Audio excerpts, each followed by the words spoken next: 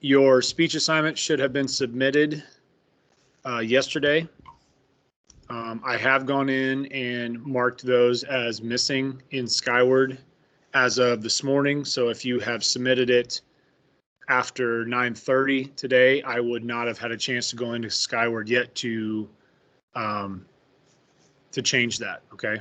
So I will update that. I'm going to start grading them tonight because I want to get them graded and back to you as soon as possible. Yes, Viral. It looks like the link to the exit ticket isn't working right now. Is that intentional? It's not. I'll fix that. So I apologize. I'll get that fixed in just a second. So just kind of get you an indication of where we're going here. We're going to talk a little bit more about Washington today. We're going to talk about some of the early issues that are facing the country and how those issues develop into this concern over the rise of political parties and how those political parties are formed by Alexander Hamilton and Thomas Jefferson. That's a big part of Washington's presidency, unfortunately, is dealing with two individuals in his cabinet that are supposed to be supporting roles, supporting advisors that are not doing that.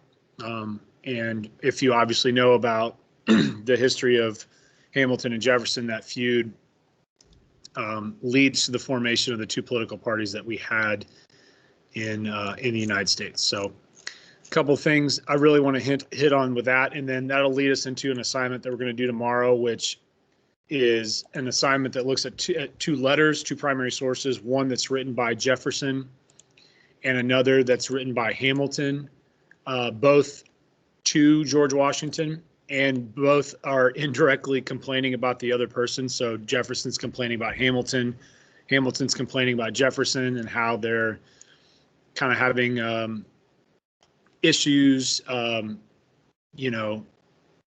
of dealing with, how to work with each other and so forth. So it's kind of interesting to see that shape up or how it plays out. So, but ultimately we're kind of,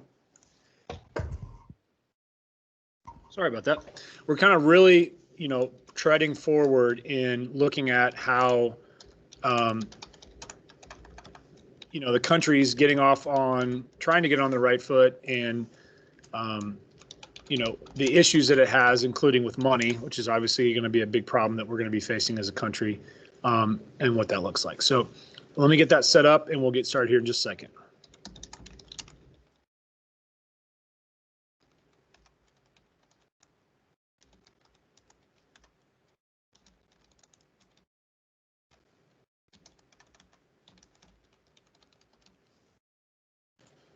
All right.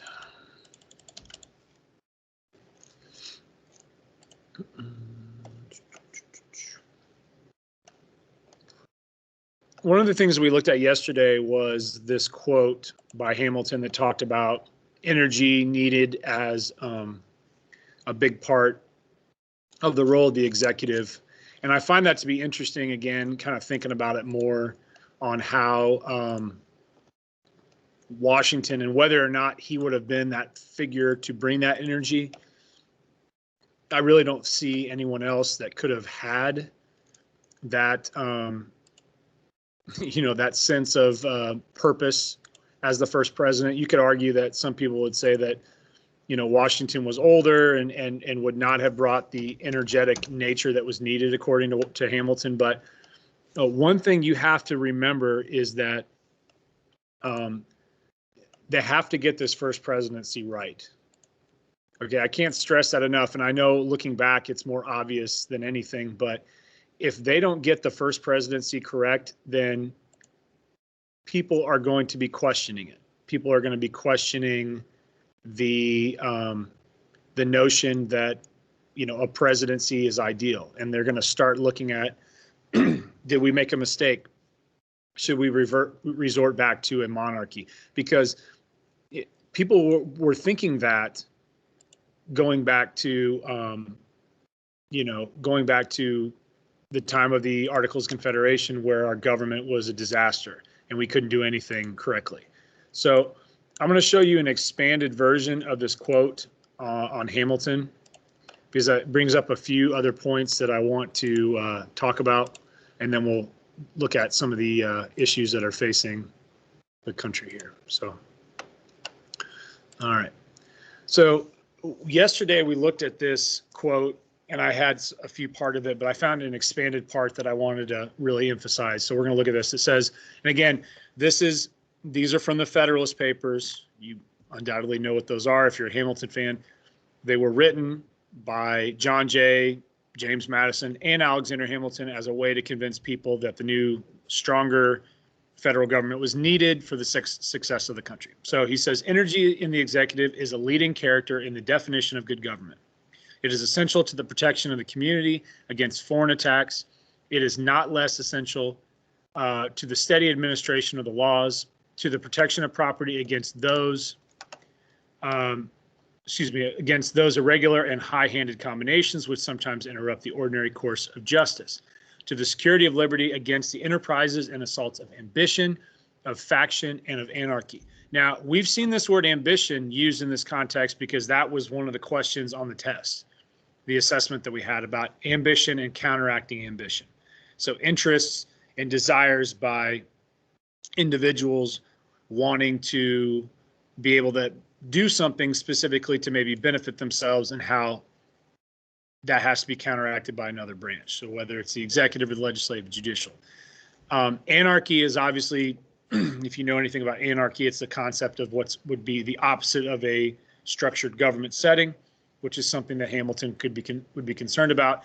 And then I find this interesting, which is why I highlighted it in a different color, the word faction. Faction is another name for a political party. And so Hamilton knows that, and factions have been around for centuries. It's not as if political parties are a brand new thing. People in countries have aligned themselves politically based on their common ideals and interests for a long time. They were doing it in Britain. They were doing it in, the Greek and Roman republics. It happened there too. So the key here in the United States is, I think everybody realizes that factions are going to happen. It's just a question of, are we going to allow the factions to be greater, or allow the individual faction to be greater than the common good of the country? And that's a theme we're going to be talking about a lot, because it's a theme that Washington is very, very concerned about. Okay. So we've already talked a little bit yesterday about the election. Just want to hit on a couple things again. Washington wins every single electoral vote, and it's going to happen both times he runs for president. He runs for president first. He reluctantly runs for a second term. We'll talk a little bit about that tomorrow. But both times he wins every electoral vote because he's such a popular, united candidate. Okay, if there was ever a candidate in American history that was going to get the people united behind, and again, part of it is that he's the first candidate, it's going to be George Washington. Okay, no other candidate in American history has received every single electoral vote in a presidential election. We've had some that have come very close. Ronald Reagan came close. Richard Nixon came close in 1972, but we've never had a candidate win every single electoral vote. And James Monroe came close. He had every single electoral vote but one in 1820. And we'll talk about that down the road a little bit. So let's focus on the problems. So Washington comes into presidency day one in April of 1789. The capital's in New York City. It's going to be soon moved to Philadelphia, Pennsylvania. Okay. And it'll then be in about 10 years moving to, or a little less than 10 years, moving to Washington City, which will become Washington, D.C. Okay. But let's not get ahead of ourselves. The heading here is very clear. The number one issue that we are facing as a country is that we have a tremendous amount of debt. Nobody should be surprised by that, considering we were a country that just went through a major war for independence against the country that was ruling over us. And clearly, we're not going to be able to get any money from Britain to then turn around and subsequently fight Britain in a war. That would make no sense. So we had to appeal for support on a global scale. In other words, what other countries around the world would love to see a weakened British nation? Well, one of those would be France. Okay, we get support in some capacity from Belgium, from Spain, from the Netherlands, but France is really the big one. All right. France was willing to commit to support our revolution and our independence movement from Britain as soon as we took it seriously ourselves. So when we wrote the Declaration of Independence and we issued it, France is on board. Okay. Now, France would love to see Britain weakened because France is Britain's biggest rivalry. Okay. And so what happens is the French support that we received during the war is largely naval support. Okay. So while France is tackling, the British at sea, we can focus on fighting them at land and kind of distracting them. Okay. Regardless of how you want to look at it, the bottom line is that now the war is over. We have to be able to show trust with these other countries and establish what's called credit with these nations. Okay. Think of credit in the same way like with a credit card. Okay. So I have a credit card. All right. When I got a credit card, my wife and I got a credit card, the company we got the card from gave us the card with the understanding and trust in us that we would pay back the money that we borrowed. Okay. Because obviously if we don't pay it back in a timely manner, we have an added penalty of extra money that we have to pay on top of that. Okay. And interest. Okay. For the United States, credit has to be established with these other countries, trust, to make sure that they know that we can handle our affairs, that we are a legitimate country, and in the future, should they want to invest in us or loan money to us, they know that we're a good investment. Okay. There are a lot of countries that don't think that our experiment, this democratic process, is going to be successful. A lot of them feel that we're doomed to fail and that we're going to resort back to the norm everywhere in the world, which is a monarchy. Okay. And so we have to prove them wrong, and we have to establish, and again, it's important to note that when Washington takes office in 1789, we're only 6 years removed from the revolution officially being over. The treaty signed in 1883, it's only 6 years later. That's a short window of time. And so we have to get off on the right foot. And so not only do we owe money to France and the Netherlands, we owe money to our own citizens. Okay, two groups of people: veterans who served in the military who have back pay that we owe them, and citizens who contributed money to the war effort in the form of bonds, like IOUs. Okay, if you know about World War II and all the advertising during that war, buying war bonds, it is you pledge money to the war, and in return, the government's going to pay you that money back plus interest at a later date. Okay, it could be that you pledge $20 for the war effort, and then in the end, you get $25 or $30 with the interest. Okay.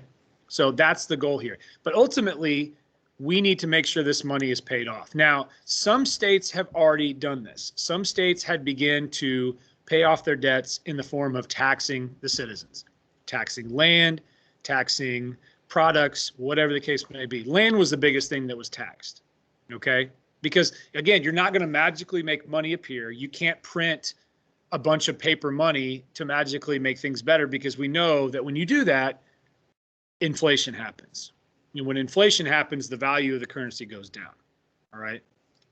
And so Alexander Hamilton, who worked directly under Washington during the war, a very intelligent, rising star in politics, made a very big name for himself as a Federalist, supporting the Constitution. And remember, the debate over the Constitution came into two groups, Federalists and Anti-Federalists. They never emerged directly as political parties, but they're not going to go away, and we'll talk about that. So Alexander Hamilton has to make sure that the foundation of our economy is solid, because like everything else, if the foundation's not solid, it doesn't matter what's built above it. It's going to come crashing down. Like when you build a house, if the foundation's no good, it doesn't matter what happens to the rest of the house. Okay. So Alexander Hamilton has a proposal, a 3-part proposal that he's going to present that hopefully Congress will then use to create legislation and put officially into law. Okay. It has 3 parts here. All right. The first thing is that the U.S. government is going to take over the debt in the form of assumption. That means you take all the debt remaining from all 13 states, you put it together, and the federal government is going to assume that debt. It doesn't mean that the debt goes away. It doesn't mean that if New York owes $10 million, that boom, that $10 million is gone. It means the federal government directly handles the repaying of that debt to citizens and to the countries that it owes money to. Now, then how do you get the money? Well, you tax.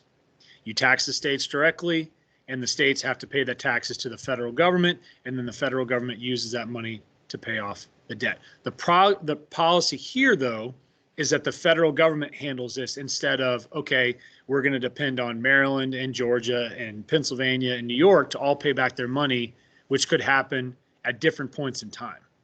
The federal government has to show that it has the authority to handle this issue because, again, we've seen it not being able to handle its to this point. Okay, if you think about the prior government, the Articles of Confederation, it was a disaster. Okay, the second thing they're going to do is create a national bank. That's literally building a structure. Okay, we don't have a national bank anymore today. Literally building a structure where all the money will be housed that the federal government receives in taxes and where money can go that is going to be loaned out for people who want to buy land, whatever the case may be. It's all in a centralized location under the federal government. Now, if you want to know the big issue that divides Washington's cabinet of Washington or Hamilton against Jefferson, it is the national bank. Okay?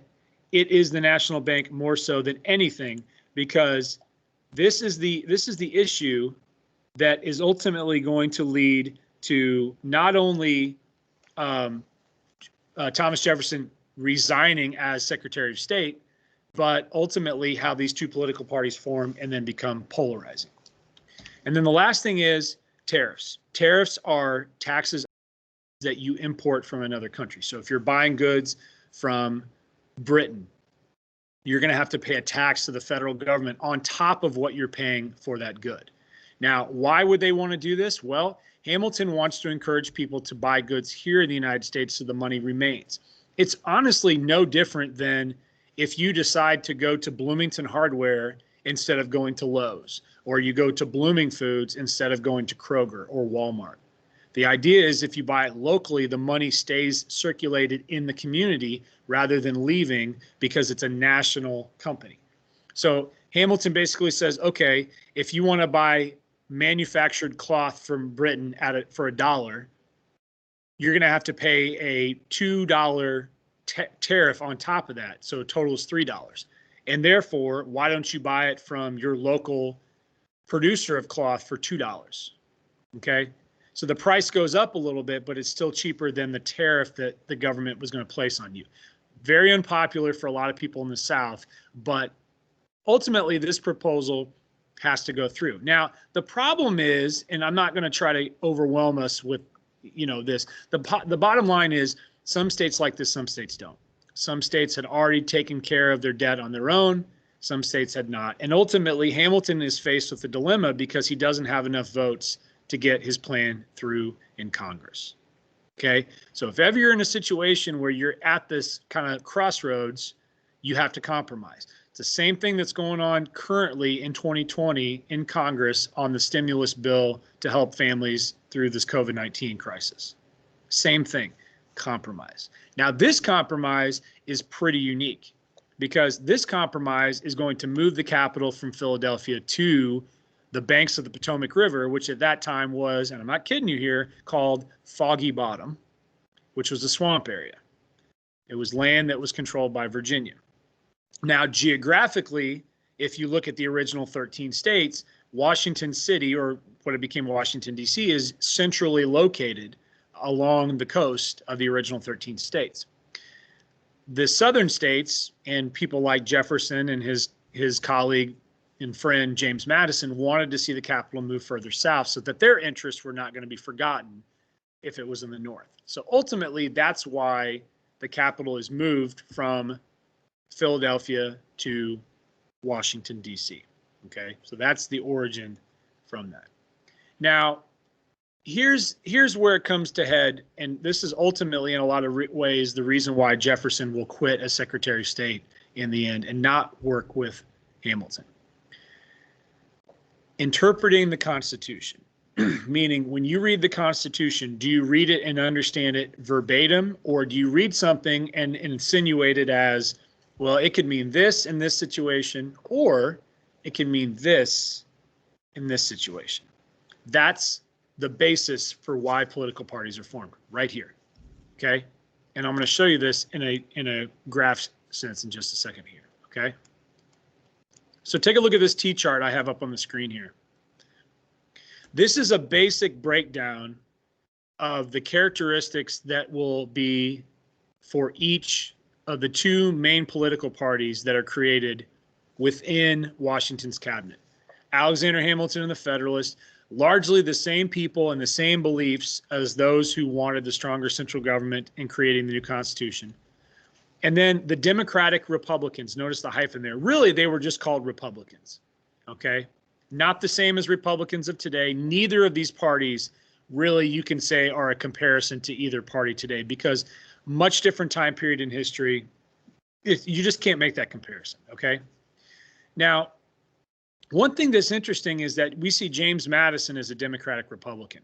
And you might be thinking, well, wait a minute, wasn't he one of the guys that wrote the Federalist Papers? Wasn't he the person that wrote the Constitution itself? Yeah, he was. So how did he? Well, here's why. Madison became very concerned, like Jefferson, over this national bank. Okay, let's see if I can get this to work here. I'm trying to get my pen to work.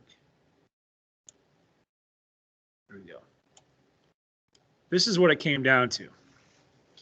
Hamilton wanted the national bank, and although it didn't say anything in the Constitution that he could create it, it also didn't say anything in the Constitution that he couldn't create it. Jefferson and Madison said the Constitution has to be followed to a T, which means we read it, interpret it exactly as it was written. And therefore, because it doesn't say anything about allowing a national bank, we can't create one. Hamilton's argument was, well, yeah, that may be the case, but there's times where we need to make things that are necessary, and a national bank is necessary. That's really the big reason why Madison becomes a Democratic Republican, like his good friend Jefferson, because they're concerned that the federal government is going to take the power that it has in the Constitution and find ways to enlarge it. And we should know that if the federal government's power is increasing, what's happening to the state government's power? It's decreasing. So the level of power, or the gap between the state governments and the federal governments, could get bigger under this system that Alexander Hamilton's proposing, and that's a concern to Jefferson and Madison. Okay. There's two things I want you to focus on in addition to the national bank. Well, really, it's these right here. This is the big one. This is all you need to know, okay, moving forward about these two, really. Strict versus loose interpretation. How do you read and understand the Constitution is the basis for why we have two political parties. It's the basis for why we have Republicans and we have Federalists, okay? And if you think about, okay, put yourself in the shoes of George Washington. I'm the first president of the United States. I've chosen Jefferson and Hamilton in my cabinet to support me, and I've discovered that all they do is fight and bicker with each other.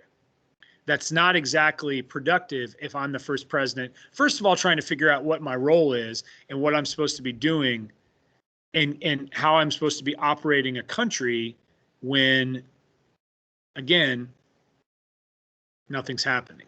Well, I have a problem here. And there are some people that say that, well, political parties would have never happened if people had just thought about the good of the country instead of themselves. Well, of course, that's naive. Political parties were going to happen. Washington knew that, but he is concerned about the role that political parties are having in society. In other words, people think about their party first rather than the country as itself. Now, if you're looking through here and you're wondering about this, pro-French, pro-British, this is going to come a little bit later because Britain and France are going to be at war with each other. And ultimately, the United States is going to be asked to pick a side. And Washington doesn't want to. And he's going to pose neutrality as a means to staying out of a war that he wants no part of. Okay. But we're going to have to come back to this because this is going to be a very polarizing issue. But the best indication that we're going to have that political parties are here to stay is when we look at the 1796 electoral map. Because 1789 and 1792 are going to be everything for Washington, and then boom, 1796, it changes dramatically based on the influences of these two parties, okay? So let's talk about today and tomorrow. Today, the exit ticket is for you to describe 2 main points of what we discussed. Remember, that is needed to be completed to verify your attendance. The second thing is tomorrow. Tomorrow's assignment is going to be comparing a letter written by Thomas Jefferson to Washington to one written by Alexander Hamilton to Washington, basically complaining about the other and what they say about their function and their responsibility and their goals moving forward. So it's a really interesting assignment. We are going to meet back together tomorrow live. We are meeting live tomorrow. I'm going to go over the assignment particulars, and then I'm going to give you some time tomorrow to work on it. But we are going to be here live at 12 o'clock tomorrow as usual. Okay. Does anybody have any questions before we depart? Anything about iPads? Anything in particular? Remember, if you don't have an iPad time today that you can go, you need to make sure you contact the school. Yes, Mason. Do we need to bring anything else other than our iPad? That's a good question. No, the charger will remain with you because that's what you will use for your new iPad, and you don't need to turn anything else in. Just the iPad in the original case it was issued in. Okay. Thank you. Yep. Cassidy? Does your iPad have to be fully charged?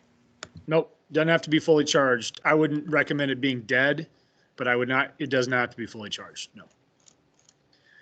All right. I will talk to you tomorrow at noon. Make sure you get the exit ticket completed, and I will see you then. Thank you. Thank you. Thank you. Bye. Bye-bye. Thank you.